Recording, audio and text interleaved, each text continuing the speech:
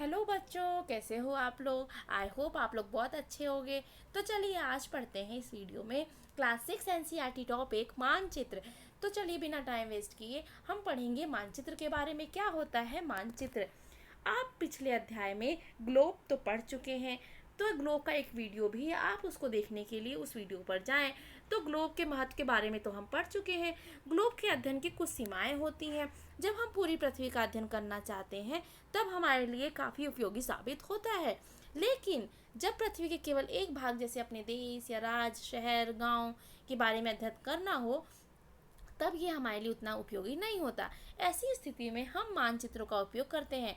मानचित्र पृथ्वी की सतह या इसके एक भाग का पैमाने के माध्यम से चपटी सतह पर खींचा गया चित्र होता है। तो आपको एग्जाम में लिखने के लिए आएगा कि मानचित्र क्या होता है बच्चों। तो बताओगे आप कि मानचित्र पृथ्वी की सतह या इसके एक भाग का पैमाने के माध्यम से चपटी सतह पर खींचा गया चित्र होता है। लेकिन एक गोलाकार सतह पर पूरी तरह से चपटा करना असंभव है। मानचित्र हमारी विभिन्न जरूरतों के लिए आवश्यक है। कुछ मानचित्र एक छोटे क्षेत्र को कुछ तथ्यों को दर्शाते हैं। दूसरे मानचित्र एक बड़ी किताब की तरह तथ्य हो सकते हैं। जब बहुत से मानचित्रों को एक साथ रख दिया जाए तब एक एटलस बन जाता है। एटलस विभिन्न प्रकार तथा अलग अलग पैमानों से खींची गई मापों पर आधारित होती है। मानचित्र से एक ग्लोब की अपेक्षा हमें ज़्यादा जानकारी प्राप्त होती है। मानचित्र विभिन्न प्रकार के होते हैं। तो हमने समझा कि मानचित्र हमारे लिए क्यों उपयोगी है और मानचित्र कितने प्रकार के होते हैं, ठीक है। और कई मानचित्रों को एक साथ रखने पर एटलस का निर्माण होता है। तो समझ में आया आपको। अब पढ़ेंगे भौतिक मानचित्र। क्या होता है भौतिक मानचित्र। पृथ्वी की प्राकृतिक आकृतियों जैसे पर्वत, पठार, मैदान, नदियों, महासागरों इत्यादि को दर्शाने वाले मानचित्र को भौतिक या उच्चावच मानचित्र कहा जाता है। तो बताओ बच्चों, भौतिक मानचित्र किसे कहा जाता है। तो आप कहेंगे पृथ्वी की प्राकृतिक आकृतियों जैसे पर्वत, पठार, मैदान, नदियों, महासागर इत्यादि को दर्शाने वाले मानचित्र को भौतिक मानचित्र या उच्चावच मानचित्र कहते हैं। समझ में आया। आगे बढ़ें। राजनीतिक मानचित्र। राज्य, नगरों, शहरों तथा गांव और विश्व के विभिन्न देशों व राज्यों को उनकी सीमा दर्शाने वाले मानचित्र को हम मानचित्र कहते हैं। यानी जिस चित्र में राज्य, नगर और शहर यानी स्टेट, सिटी और ठीक है विलेज, ये सभी चीज़ों की हमें सीमाएं यानी बॉर्डर दिखते हैं, हम उस मानचित्र को राजनीतिक मानचित्र कहते हैं। और जिसमें पर्वत दिखते हैं, पठार दिखते हैं, मैदान दिखते हैं, नदियाँ दिखती हैं, हम उसे क्या कहते हैं भौतिक मानचित्र। समझ में आया आप लोग को। अब समझेंगे कि थीमेटिक मानचित्र क्या होता है। कुछ मानचित्र विशेष जानकारियां देते हैं जैसे सड़क मानचित्र, वर्षा मानचित्र, वन तथा उद्योग आदि के वितरण वाले मानचित्र इत्यादि। इस प्रकार के मानचित्र को हम थीमेटिक मानचित्र कहते हैं। यानी जिसमें सड़क दिखती है हमें कि हमें कहाँ से कहाँ तक जाना है, ठीक है। और वर्षा क्षेत्र दिखाई देते हैं, वन दिखते हैं और बहुत सारी फैक्ट्रियों वाले मानचित्र होते हैं। हम ऐसे मानचित्र को थीमेटिक मानचित्र कहते हैं। इन मानचित्रों में दी गई सूचना के आधार पर उचित नामकरण किया जाता है।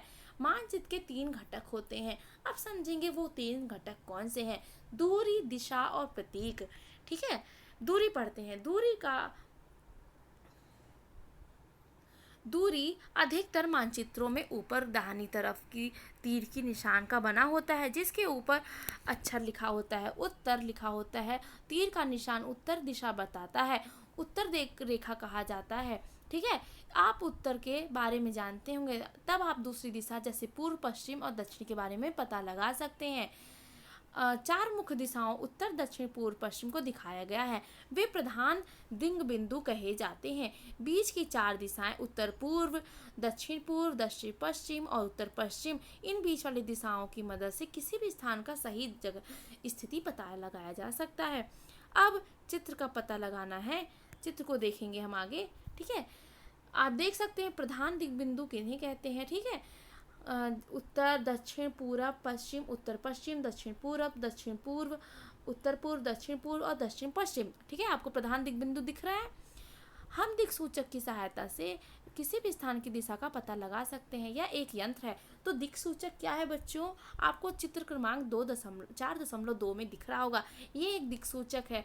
ये किसी भी स्थान पर रखें तो हम उस स्थान की दिशा को पता लगा सकते हैं। यह एक यंत्र है और इसकी सहायता से मुख्य दिशाओं का पता लगाया जाता है। यह चुंबकीय सुई की दिशा हमेशा उत्तर दक्षिण दिशा में होती है। और ये जो आपको सुई दिख रही है ना, ये हमेशा उत्तर और दक्षिण की दिशा में हुई होती है। पूर्व और पश्चिम हम अपने से लगा लेते हैं। ठीक है, समझ में आया कि क्या होता है? तो आपको समझ में आया कि किस प्रकार हम दिशाओं का अंदाज़ा लगाते हैं और जो मानचित्र होता है वो हमारे लिए कितना उपयोगी होता है। अगर हम कहीं घूमने जा रहे हैं और अगर हम उसका मैप ना लें यानी मानचित्र ना लें तो हम वहाँ भटक जाएंगे। तो आज इस प्रकार आप समझ रहे होंगे कि मानचित्र हमारे लिए कितना उपयोगी होता है। उससे हम किसी भी जगह का कितना दूरी है, कौन सी दिशा है, हम पता लगा सकते हैं। ठीक है, मानचित्र के 3 विभिन्न प्रकार होते हैं। भौतिक मानचित्र, राजनीतिक मानचित्र, ठीक है, और तो इन दोनों में क्या क्या अंतर होता है तो समझ में आया आप लोग को?